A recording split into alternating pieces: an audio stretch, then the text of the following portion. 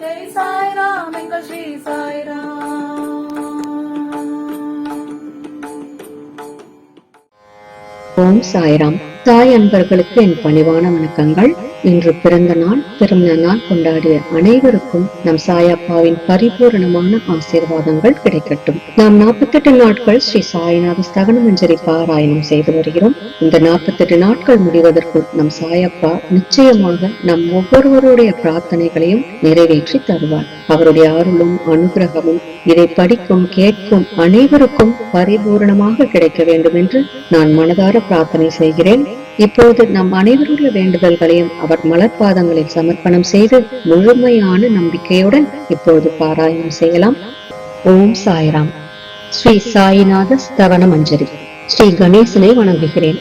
எல்லாவற்றுக்கும் ஆதாரமானவனே, மயூரேஸ்வரா, எல்லாவற்றுக்கும் சாட்சியாக விளங்குபவனே, கௌரியின் மகனே, ஓ எண்ணங்களுக்கு எட்டாதவனே, திருத்த வைரனே, ஸ்ரீ கணபதி, என்னை காப்பாற்று. நீ எல்லா கணங்களுக்கும் முதல்வனும் தலைவனும் ஆவாய். எனவே உன்னை கணேசன் என்பார். எல்லா சாஸ்திரங்களாலும் ஏற்றுக்கொள்ளப்பட்டவன் நீ. ஓ சாரதா, வாக்கின் தெய்வமே, நீ ஒளி வடிவமாக பிறக்கும் பதங்களின் தலைவி. உன்னுடைய இருப்பினால் தான் உலகத்தில் எல்லா நிகழ்ச்சிகளும் நடக்கின்றன. நீ எழுத்தாளர்களின் தேவதை. நீ எப்பொழுதும் தேசத்தின் அணிகலனாக விளங்குகிறாய். உனது எல்லையற்ற சக்தி எல்லாவற்றிலும் விளங்குகிறது. ஓ ஜெகதம்பா, உன்னை வணங்குகின்றேன். ஓ பூர்ண பிரம்மா, தெய்வீக தோற்றத்தின் மிக உயர்ந்த இறுதி நிலையில் உள்ளவனே, மகான்களுக்கு பிரியமானவனே, குணங்களோடு கூடிய உருவம் எடுத்தவனே, பண்டரிராயா, கருணை கடலே, எல்லையற்ற கருணை உடையவனே, பாண்டுரங்கா, ஓ நரகரி, நீ எல்லாவற்றின் சூத்திரதாரி, எல்லாவற்றையும் ஆட்டுவிக்கும் கயிற்றை தாங்கியவன். நீ ஜெகமெங்கும் வியாபித்துள்ளாய். எல்லா சாஸ்திரங்களும் உன்னுடைய உண்மையான உருவத்தை பற்றி ஆராய்ச்சி செய்கின்றன. வெறும் புத்தக அறிவு மட்டுமே பெற்றவர்களுக்கு நீ காணப்படுவதில்லை. ஓ சக்கரபாணி, அத்தகைய அறிவியல்கள் யாவரும் வெறும் வாத பிரதிவாதங்களிலேயே உழல்கிறார்கள். மகான்கள் மட்டுமே உன்னை அறிகிறார்கள். மற்றவர்கள் குழப்பத்தில் மூழ்கியவர்களாக மயங்கியவர்களாக உள்ளார்கள். உனக்கு பக்தியோடு கூடிய எனது நமஸ்காரத்தை சமர்ப்பிக்கின்றேன். ஓ 5 முகங்களை உடையவனே, சங்கரா, மனித மண்டையோடுகளாலான மாலை அணிந்தவனே, நீல நிறமுடைய கழுத்தனே, திகம்பரா, ஓங்கார ரூபா, பசுபதி, எவருடைய உதடுகளில் உனது நாமம் விளங்குகிறதோ அவர்களது துன்பங்கள் உடனடியாக விலகிவிடும். ஓ தூர்ஜடி, உன் நாமத்தின் மகிமை அத்தகையது. உனது பாதங்களை வணங்கி நான் இந்த துதியை எழுத முற்படுகிறேன். நீலகண்டா, இதற்கு உனது முழுமையான உதவியை எல்லா விதத்திலும் எனக்கு அளிப்பாய். இப்போது அத்ரி மகரிஷியின் குமாரரான தத்தரையும், லக்ஷ்மி தேவியின் குலதெய்வமான விஷ்ணுவையும், ஸ்ரீ துகாராம் முதலான எல்லா மகான்களையும், பின்னர் பக்தர்கள் அனைவரையும் வணங்குகின்றேன். சாய்நாதா, உமக்கு வெற்றி உண்டாகுக. பாவிகளை உயிர்ப்பவரே, அருள் நிறைந்தவரே, இப்பொழுது உமது பாதத்தில் எனது சிரத்தை வைக்கின்றேன். எனக்கு பயமற்ற நிலையில் உமது பாதுகாப்பை கொடு. நீ பூரணமான பிரம்மஸ்வரூபம், சுகங்களின் இருப்பிடம், மனிதர்களில் சிறந்தவனே, நீயே விஷ்ணு. எவருடைய பாதி உடலாக உமாதேவி இருக்கிறாளோ அந்த காமனை எரித்த சிவனும் நீயே. நீ மனித உருவெடுத்த பரமேஸ்வரன். நீ ஞான வானத்தின் கதிரவன். நீ கருணை கடல். நீ பிறப்பிறப்பாகிய பிணிக்கு மருந்து. நீ ஏழை எளியவர்களின் சிந்தாமணி. நீ உனது பக்தர்களை தூய்மைப்படுத்தும் கங்கா நதி. சம்சார கடலில் மூழ்குபவர்களுக்கு நீ ஓடம், அஞ்சுபவர்களுக்கு புகலிடம் நீ. இந்த பிரபஞ்சத்தின் மூல காரணமாக எந்த பரிசுத்தமான சைதன்யம் விளங்குகிறதோ ஓ கருணை கடலே, அது நீயே. இந்த பிரபஞ்சம் உனது ஒரு விளையாட்டு. நீர் பிறவியற்றவர், உமக்கு இறப்பும் இல்லை. நன்கு ஆழ்ந்து விசாரித்து பார்த்து இறுதியில் அடையப்பட்ட முடிவு இது. பிறப்பு இறப்பு இவை இரண்டும் அஞ்ஞானத்தினால் தோன்றியவை. ஓ மகாராஜா, நீர் அவை இரண்டினின்றும் கொஞ்சம் கூட பற்றற்றவராக உள்ளீர். நீர் ஓடையில் வெளிப்பட்டது என்றால் அது அங்கேயே தோன்றியதாக ஆகுமா? முன்பே நீர் நிரம்ப உள்ளது, உள்ளே இருந்து வெளியே வந்தது, அவ்வளவே. படுகையில் நீர் வந்தபோது அதற்கு ஓடை என்று பெயர் ஏற்பட்டது. நீரில்லாவிடில் அது வெறும் படுகையே. பெருகுவது வற்றி விடுவது பற்றி நீர் சற்றும் பொருட்படுத்துவதே இல்லை. நீர் படுகைக்கு கொஞ்சமேனும் முக்கியத்துவம் அளிப்பதில்லை. படுகை மட்டும் நீர் நிறைந்துள்ள போது பெருமை கொள்கிறது. நீர் வற்றும் போது மிகவும் வருந்தும் நிலையை அடைகிறது. மனித உடல் நீர்ப்படுகை போன்றது. சுத்த சைதன்யமே பரிசுத்தமான நீர் ஊற்று. நீர்ப்படுகைகள் எண்ணற்றவை. இருப்பினும் நீர் மட்டும் வேறுபடுவதில்லை. பிறப்பற்றவரான அருட்கடலே, உமது வஜ்ராயுதம் என் அஞ்ஞானமாகிய மலையை அடிக்கட்டும் என்று வேண்டுகின்றேன். இத்தகைய எண்ணற்ற தோற்றங்கள் இதுவரை பூமியில் ஏற்பட்டுள்ளன, இப்பொழுதும் இருந்து வருகின்றன, காலகிரமத்தில் இனிமேலும் ஏற்பட போகின்றன. அந்த ஒவ்வொரு தோற்றத்துக்கும் ஒரு தனி பெயரும் குலமும் கிடைக்கிறது. அதன் மூலம் உலகத்தில் அவற்றை பிரித்தறிகிறார்கள். சைதன்யத்தை பொறுத்தவரை நான் நீ என்று கூறுவது பொருந்தாது.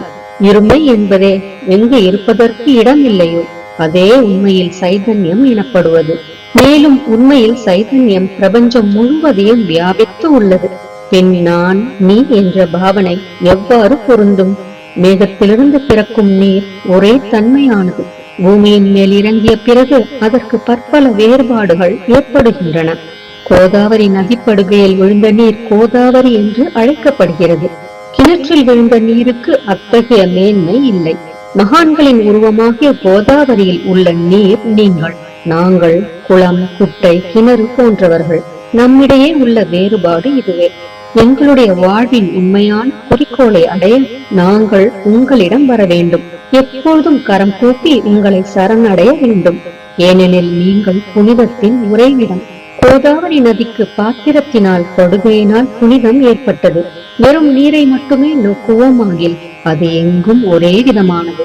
கோதாவரி நதிப்படுகை புனிதம் வாய்ந்ததென்பது தீர்மானிக்கப்பட்ட உண்மை. அதனை தீர்மானிப்பதற்கு பூமியின் நல்ல தன்மை, தீயத்தன்மை ஆகியவையே உதவி செய்கின்றன என்பதை நோக்கவும். மேகத்தினின்று வந்த நீரின் புனிதத்தை எந்த பூமி பாகம் மாற்றவில்லையோ அந்த பாகத்தை சாஸ்திரம் அறிந்தவர்கள் கோதா என்று அழைத்தார்கள். மற்ற இடங்களில் விழுந்த நீர் அந்தந்த மண்ணின் குணத்தை ஏற்றுக்கொண்டது. தோற்றத்தின் போது இனிமையாயிருந்த நீர் அசுத்தமாகவும் கசப்பாகவும் உப்பாகவும் ஆயிற்று. அவ்வாறே ஓ குருநாதா, எந்த சரீரத்தில் 6 வைரிகளின் மாசு ஏற்படவில்லையோ அந்த புனிதமான சரீரத்துக்கு மகான் என்ற பெயர் பொருந்தும். எனவே மேன்மையும் புனிதமும் பொருந்திய மகான்களை அந்த கோதாவரி என்றே கூறுகின்றேன். எல்லா ஜீவர்களிலும் உங்களது தகுதி மிகச் சிறந்ததாக உள்ளது. பிரபஞ்சத்தின் ஆரம்ப காலத்திலிருந்தே கோதாவரி ஏற்பட்டு உள்ளது. நீரும் முழுமையாக நிரம்பி உள்ளது. இன்று வரை அதற்கு குறைவு ஏற்படவில்லை. ராவணனுடைய வயிறு கோதாவரியின் கரைக்கு வந்தபோது இருந்த அதே நீர் இன்று வரை எவ்வாறு இருக்கும் என்று பாருங்கள். படுகை மட்டும் அதே. நீர் கடலை அடைந்தது. நீர் படுகையின் புனிதத்தன்மை மட்டும் இன்று வரை நிரந்தரமாக உள்ளது. ஒவ்வொரு ஆண்டும் பழைய நீர் சென்று புதிய நீர் படுகையின் உள்ளே வருகிறது. பாபா, அதே நியாயம் உங்களுக்கும் பொருந்தும். ஒவ்வொரு நூற்றாண்டும் ஓராண்டை போலவும் அந்த நூற்றாண்டில் தோன்றிய சாதுக்கள் நீரை போலவும் அவர்களுள் மிக பெரிய மகான்கள் அலைகள் போலவும் உவமிக்கப்படுகிறார்கள். இந்த மகான்களின் உருவமாகிய கோதாவரியில் முதல் ஆண்டில் சனதர், சனகர், சனந்தனர் முதலியோரின் வெள்ளம் ஏற்பட்டது. பின்னர் நாரதர், தும்புரு, பிரகலாதன், பலிராஜா, சபரி, அங்கதன், வாயுகுமாரன், விதுரர், கோபர்களும் கோபிகைகளும் தோன்றினர். இவ்வாறு இன்று வரை ஒவ்வொரு நூற்றாண்டிலும் ஒன்றன் பின் ஒன்றாக மகான்களின் வெள்ளம் ஏற்பட்டு வந்துள்ளது. நான் அதனை வர்ணிப்பதற்கு இயலாதவனாக உள்ளேன். ஓ சாய்நாதா, இந்த நிகழும் நூற்றாண்டில் மகான்களின் தோற்றமாகிய கோதாவரியில் நிச்சயமாக உமது வெள்ளம் வந்துள்ளது. எனவே உமது திவ்ய சரணார விந்தங்களுக்கு வந்தனை செய்கின்றேன்.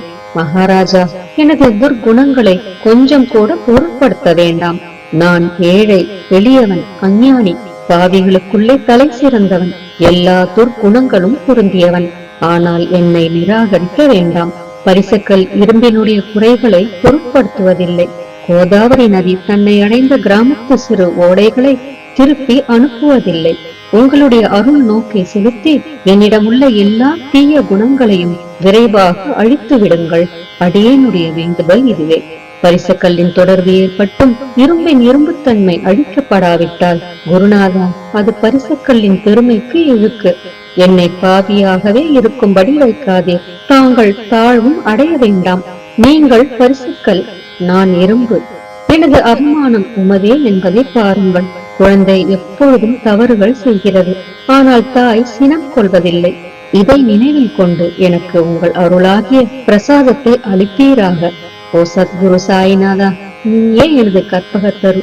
சம்சார சாகரத்தை கடக்க உதவும் சிறந்த படகு நிச்சயமாக நீயே. நீயே காமதேனு, சிந்தாமணி. நீ ஞான வானத்தின் கதிரவன். நீ நற்குணங்களின் பெரும் சுரங்கம். சொர்க்கத்திற்கு செல்ல உதவும் படிகளும் நீயே. ஓ புண்ணியங்களின் இருப்பிடமே, சுத்திகரிப்பவரில் சிறந்தவரே. ஓ சாந்தமூர்த்தியே, ஆனந்தத்தின் உறைவிடமே, பிரம்மஸ்வரூபா, பரிபூரணனே, வேறுபாடு அற்றவனே, ஞானக்கடலே, ஓ ஞானத்தின் உருவமே, மனிதர்களில் சிறந்தவனே, பொறுமை சாந்தி ஆகியவற்றின் உறைவிடமே, பக்தர்களின் இளைப்பாறும் இடமே, என்பால் மகிழ்வு நிறைந்த உன் அருள் நோக்கை செலுத்து. சத்குரு மச்சிந்திரரும் நீயே, மகாத்மா ஜாலந்தரரும் நீயே. நீயே நிவர்த்திநாதரும் ஞானேஸ்வரரும் ஆவாய். கபீர், ஷேக் முகமது, ஏசுநாதர் ஆகியோரும் நீயே. நீயே போதலாவும் சாவதாமாலியும், உண்மையில் ராமதாசரும் நீயே. சாய்நாதா, நீயே துகாரம், சகாராம் மகாராஜும் மாணிக்க பிரபுவும் நீயே. உமது இந்த அவதாரம் உண்மையில் அறிய முடியாத விதமாக உள்ளது. தங்களுடைய ஜாதியை பற்றி எவரும் அறிந்து கொள்ளும்படி தாங்கள் விடவில்லை. சிலர் உங்களை முஸ்லிம் என்கின்றனர், சிலர் அந்தனர் என்கின்றனர். கிருஷ்ணனுக்கு சமமான லீலைகளை தாங்கள் செய்கிறீர்கள். ஸ்ரீ கிருஷ்ணரை பார்த்து பலரும் பலவிதமாக பேசினர். சிலர் எதுகுலத்து அரிய ஆபரணம் என்றனர், சிலர் இடையன் என்றனர். யசோதை மென்மையான குழந்தை என்றாள். கம்சன் மகா காலன் என்றான். உத்தவர் அன்பு வடிவானவன் என்றார். அர்ஜுனன் பூர்ண ஞானி என்றான். அவ்வாறே தங்களை பற்றியும் தத்தமது மனதில் நிச்சயப்படுத்தியதற்கு தக்கபடி அவரவர்கள் அழைக்கின்றனர். மசூதி உங்களது இருப்பிடம். உமது காதுகள் குத்தி இருக்கப்படவில்லை. உங்களது பாதியா சரங்கையும் பார்த்துவிட்டு உங்களை முஸ்லிம் என்று கூறுவது பொருத்தமாகவே உள்ளது. அவ்வாறே கருணை வடிவான உமது அக்னி வழிபாட்டை பார்த்து நீங்கள் இன்றுதான் என்று எங்கள் மனதில் நிச்சயம் ஏற்பட்டது. ஆனால் வெளி விவகாரங்களில் உள்ள இத்தகைய வேறுபாடுகளை தர்க்கவாதிகளே விரும்புவார்கள். உண்மையான ஞானத்தில் ஆர்வமுள்ள பக்தர்கள் அவற்றுக்கு முக்கியத்துவம் அளிக்க மாட்டார்கள். நீங்கள் பிரம்மத்தின் நிலையில் விளங்குகிறீர்கள். உங்களுக்கு ஜாதியும் கோத்திரமும் இல்லை. நீர் எல்லோருக்கும் குருமூர்த்தியாகவும் ஆதி காரணமாகவும் உள்ளீர். முஸ்லிம் இந்துக்களிடையே பகைமை ஏற்பட்டதால் அவர்களை ஒற்றுமைப்படுத்துவதற்காக மசூதி அக்னி இரண்டையும் ஏற்று பக்தர்களுக்கு உங்கள் லீலையை காட்டினீர்கள். தாங்கள் ஜாதி மதங்களுக்கு அப்பாற்பட்டவர். நீங்கள் பிரம்மமே. உண்மையில் நீங்கள் அது தத்துவமசி. நீங்கள் உண்மையில் தர்க்கங்களுக்கு அப்பாற்பட்டவர். உங்கள் முன்னால் எவ்வளவோ தர்க்க விதர்க்கங்கள் நிகழ்ந்தன. அங்கே எனக்கு சாதாரண மொழிகள் எப்படி ஏற்படும்? ஆனால் உங்களை பார்க்கும் போது என்னால் மௌனமாக இருக்க முடியவில்லை. துதி செய்வதற்கு உலக வழக்கில் பதங்களே சாதனமாக உள்ளன. எனவே உங்கள் அருளாசியுடன் பதங்களால் என்னென்ன வர்ணனைகள் ஏற்படுகின்றனவோ அவற்றை எப்பொழுதும் செய்வேன். மகான்களின் தகுதி கடவுளின் தகுதியை விட வேறுபட்டதும் மிக உயர்ந்ததும் ஆகும். சாதுக்களின் அருகில் எனது உனது என்ற வேறுபாடுகளுக்கு சிறிதேனும் இடமில்லை. ஹிரண்ய கசிபுவுக்கும் ராவணனுக்கும் கடவுளை வெறுத்ததன் மூலம் மரணம் ஏற்பட்டது. இத்தகைய சம்பவம் ஒன்று கூட மகான்களின் கரத்தால் நிகழவில்லை. அரசன் கோவிச்சந்தன் ஜாலந்தரரை சாண குவியலில் புதைத்தான். ஆனால் அந்த மகான் மனம் வருந்தவில்லை. மாறாக அந்த அரசனை சம்சார சுழலிலிருந்து விடுவித்து அமரனாக செய்துவிட்டார். இத்தகைய மகான்களின் மேன்மையை எவ்வாறு வர்ணிப்பேன்? மகான்கள் சூரியனை போன்றவர்கள். அவர்களின் கருணை ஒளிமயமானது. மகான்கள் சுகம் தரும் சந்திரனை போன்றவர்கள். அவர்களது அருள் சந்திரனுடைய ஒளி போன்றது. மகான்கள் இதமளிக்கும் கஸ்தூரி போன்றவர்கள். அவர்களின் அருள் அதன் நறுமணம் போன்றது. மகான்கள் ரசம் நிரம்பிய கரும்பு போன்றவர்கள். அவர்களது அருள் அதன் இன்சுவை போன்றது. மகான்கள் நல்லவரிடமும் தீயவரிடமும் ஒரே விதமாக நடந்து கொள்கிறார்கள். மாறாக பாவிகளிடமே எல்லையற்ற அன்பு உள்ளவர்களாக உள்ளார்கள். கோதாவரி நதியின் நீரில் அழுக்கடைந்த துணிகளே துவைப்பதற்காக வருகின்றன. சுத்தமானவை கோதாவரி நின்று வெகு தொலைவில் பெட்டியிலேயே தங்குகின்றன. பெட்டியில் வைக்கப்பட்டிருந்த அந்த துணியும் ஒருமுறை கோதாவரியின் படுகையில் நன்றாக துவைப்பதற்காக வந்தது. இந்த உவமையில் பெட்டிதான் வைகுந்தம். நீங்களே கோதாவரி, நம்பிக்கையே படிதுரை, ஜீவாத்மாக்களே துணிகள். 6 விகாரங்களே அவைகளை பற்றியுள்ள அழுக்கு. உங்களது பாதார விந்தங்களை தரிசிப்பதே கோதாவரி ஸ்நானமாகும். எல்லா அழுக்குகளையும் போக்கி சுத்தப்படுத்துவதில் நேர் மிகுந்த சாமர்த்தியசாலி. சம்சாரத்தில் உழலும் ஜனங்களாகிய நாங்கள் மேலும் அழுக்கு படிந்தவர்களாக உள்ளோம். எனவே மகான்களின் தரிசனம் பெறுவதற்கு உரிமை பெற்றவர்கள் நாங்கள். கோதாவரி நதியில் நீர் நிரம்பி உள்ளது. படித்துறையில் துவைப்பதற்கான அழுக்கு துணிகள் உள்ளன. அவை அப்படியே துவைக்கப்படாமல் கிடந்தால் அது உண்மையில் கோதாவரிக்கு இழுக்கு ஆகும். நீங்கள் அடர்ந்த நிழலும் குளிர்ச்சியும் தரும் சிறந்த மரம். நாங்கள் உண்மையில் பாதசாரிகள். கதிரவன் தாபத்திரங்களாகிய வெயிலால் எங்களை சுட்டி எரிக்கின்றான். அவனுடைய தாபத்திலிருந்து கருணை கூர்ந்து, ஓ குருராயா, எங்களை காப்பாற்றும். உங்கள் நல்லருளின் குளிர் நிழல் இவ்வுலகிற்கு அப்பாற்பட்ட தன்மை அது. மரத்தின் அடியில் அமர்ந்ததும் ஒருவன் மேலே இருந்து வெயிலை உணர்வானாகின் அந்த மரத்தை எவர் நிழல் தரும் மரம் என்று கூறுவர். உமது அருளின்றி உலகில் நன்மை என்பது ஏற்படுவது இல்லை. தர்மத்தை நிலைநிறுத்துவதற்காக சேஷாய் அர்ஜுனனுக்கு நண்பனானான். விபீஷணன் சுக்ரீவனுடைய அருளினாலேயே அரசன் ஸ்ரீராமனின் அருகாமையை அடைந்தான். மகான்களின் மூலமாகத்தான் ஸ்ரீஹரி மேன்மை அடைந்தார். எந்த பிரம்மத்தை பற்றி வேதங்களில் கூட வர்ணிக்கப்படவில்லையோ அத்தகைய பிரம்மத்தை உலகத்தில் சகுனமாக செய்து வெட்க வைத்தார்கள் மகான்கள். தாமாஜி என்ற பக்தர் வைகுந்தபதியும் ருக்மணி வரணுமாகிய இறைவனை ஒரு மகா தாழ்ந்த குலத்தவராக உருவெடுக்கும்படி செய்தார். சோகமேளா என்ற பக்தர் ஜெகதாத்மா ஆன இறைவனை தமது எருமைகளின் சவத்தை எடுக்கும்படி செய்தார். மகான்களின் பெருமையை உணர்ந்த ஜெகஜீவனாகிய இறைவன் அவர்களுக்காக தண்ணீரும் சுமந்தான். உண்மையில் மகான்கள் சச்சிதானந்த பிரபுவாகிய இறைவனின் எஜமானர்கள் ஆவார்கள். இப்போது அதிகம் சொல்வதற்கு எனக்கு வரவில்லை. நீயே எங்களுடைய தாயும் தந்தையும். ஓ சத்குரு சாய்நாதா, ஷீரடி கிராமத்தில் வசிப்பவரே, பாபா, உமது லீலைகளின் உண்மையான பொருளை எவரும் அறியவில்லை.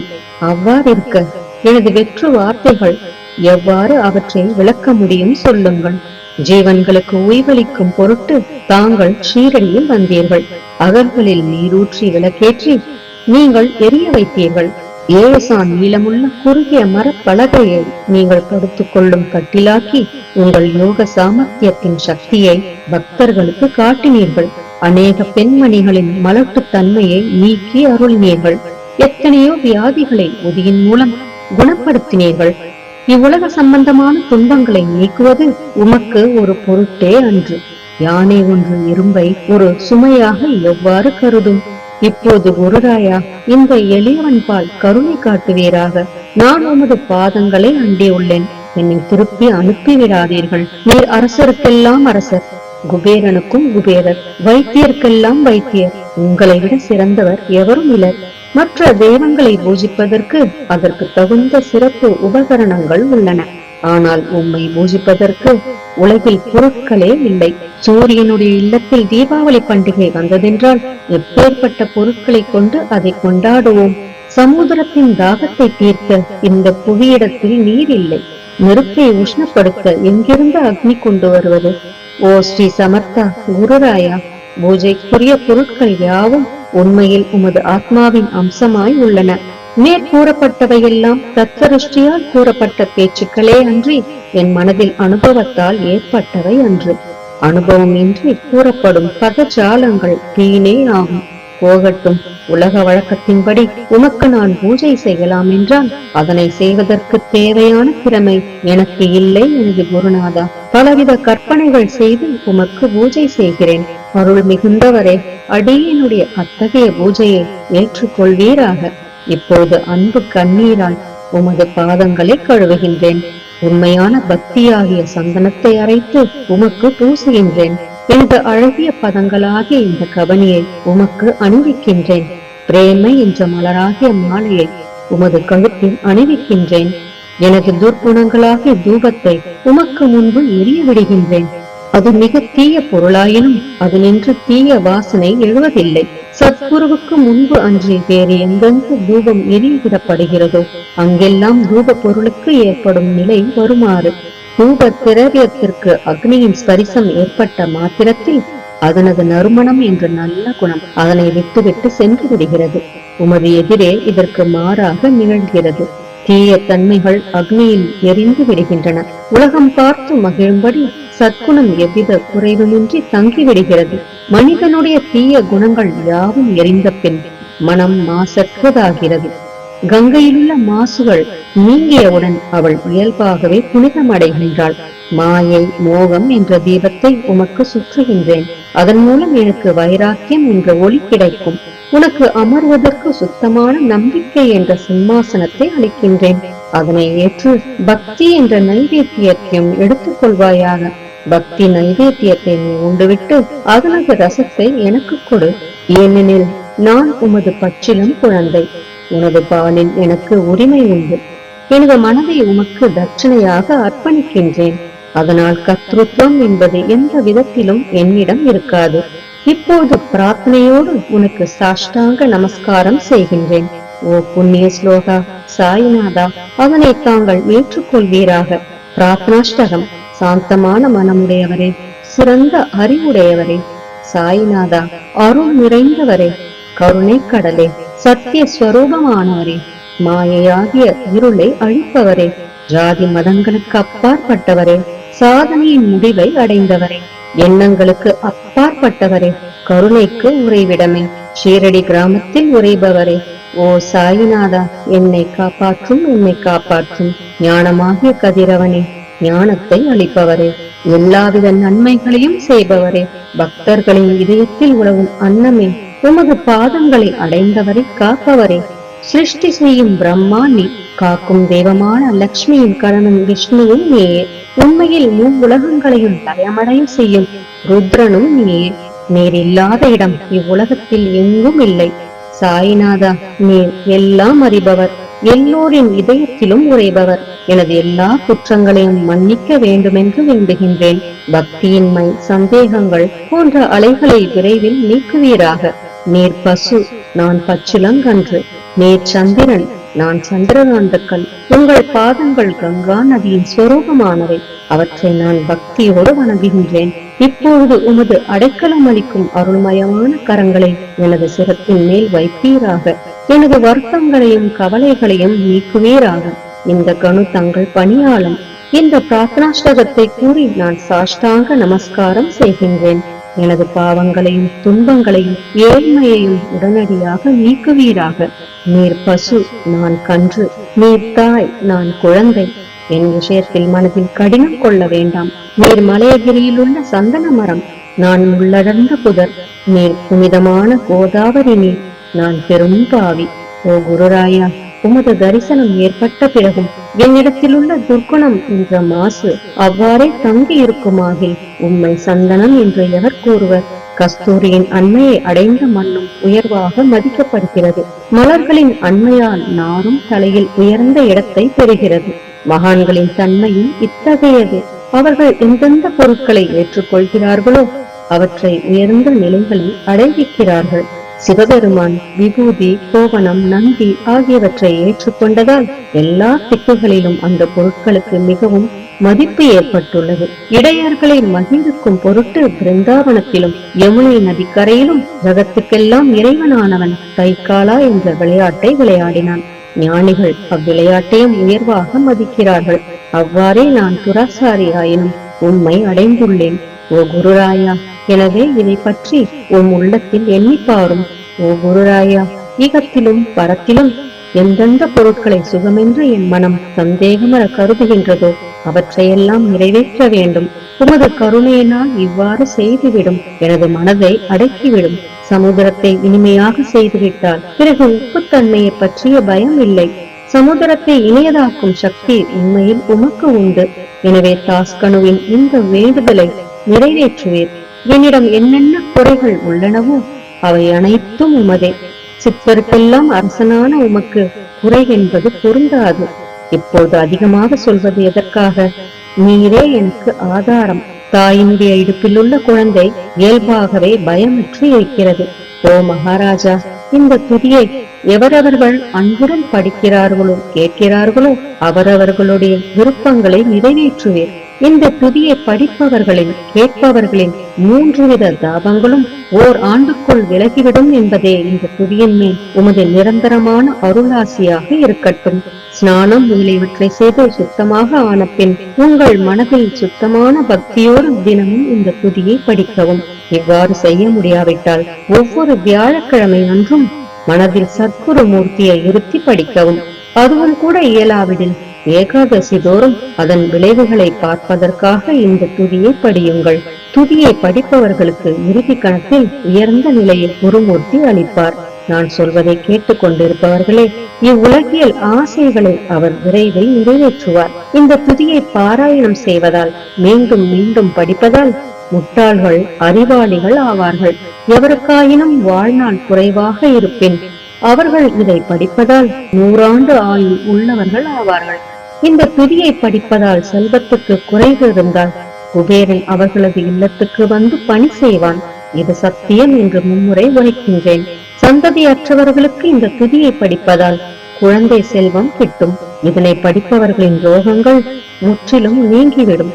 தினந்தோறும் இந்த துதியை பாராயணம் செய்வதால் பயமும் கவலைகளும் நீங்கிவிடும். மதிப்பும் மரியாதையும் உயரும். அழிவற்ற பிரம்மத்தை உணர்வார்கள்.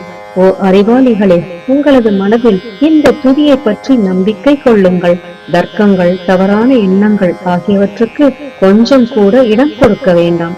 ஷீரடி சேஸ்திரத்துக்கு யாத்திரை செல்லுங்கள். பாபாவின் திருவடிகளை மனதில் இருப்புங்கள். அவர் அநாதைகளின் உறவினர். பக்தர்களின் விருப்பங்களை பூர்த்தி செய்யும் கற்பகத்தரு. அவருடைய பேராணையினாலேயே இந்த துதியை எழுதினேன். இல்லாவிடில் பாமரனாகிய என்னால் இத்தகைய படைப்பு எவ்வாறு ஏற்பட முடியும்? சக ஆண்டு 1840 பாத்திரபதம் மாதம் சுத்தபட்சத்தில் கணேச சதுர்த்தி திதியன்று திங்கட்கிழமை 2வது பிரகரத்தில் புனிதமான நர்மதா நதி தீரத்தில் உள்ள மகேஸ்வரர் என்ற சேஸ்திரத்தில் ஸ்ரீ அகல்யா தேவி சன்னதியில் ஸ்ரீ சாயிநாத ஸ்தவன மஞ்சரி நிறைவடைந்தது. மகேஸ்வரம் என்ற புகழ்பெற்ற சேஸ்திரத்தில் இந்த துதி நிறைவடைந்தது. ஸ்ரீ சாய்நாதர் என் மனதில் புகுந்து ஒவ்வொரு பதத்தையும் என்னை கூற வைத்தார். தாமோதரன் என்ற சீடன் இந்த துதியை எழுதினான். தாஸ்கனுவாகிய நான் எல்லா மகான்களுக்கும் பணியாள். ஸ்ரீ சாய்நாத ஸ்தவன மஞ்சரி சம்சார சாகரத்தை கடக்க உதவட்டும். ஓ பாண்டுரங்கா, இதுவே தாஸ்கனுவின் பக்தி மிகுந்த பிரார்த்தனை. மங்களம் மங்களம் சுபமங்கலம். ஜெய் ஜெய் சாயம். நம் சாயப்பாவின் பரிபூரணமான ஆசீர்வாதங்கள் அனைவருக்கும் கிடைக்க வேண்டும் என்று நான் மனதார பிரார்த்தனை செய்கிறேன். அனைவரும் எல்லா நலன்களையும் பெற்று மிகவும் சிறப்பான, மகிழ்ச்சியான, நிம்மதியான, ஆரோக்கியமான வாழ்க்கை வாழ நம் சாயப்பா நம் அனைவரையும் ஆசீர்வதிக்கட்டும். ஜெய் ஜெய் சாய்ராம். ஜெய் சாய்ராம் எங்கள் ஸ்ரீ சாய்ராம். ஜெய் சாய்ராம் ஜெய ஸ்ரீ சாய்ராம். ஜெய் சாய்ராம் எங்கள் ஸ்ரீ சாய்ராம்.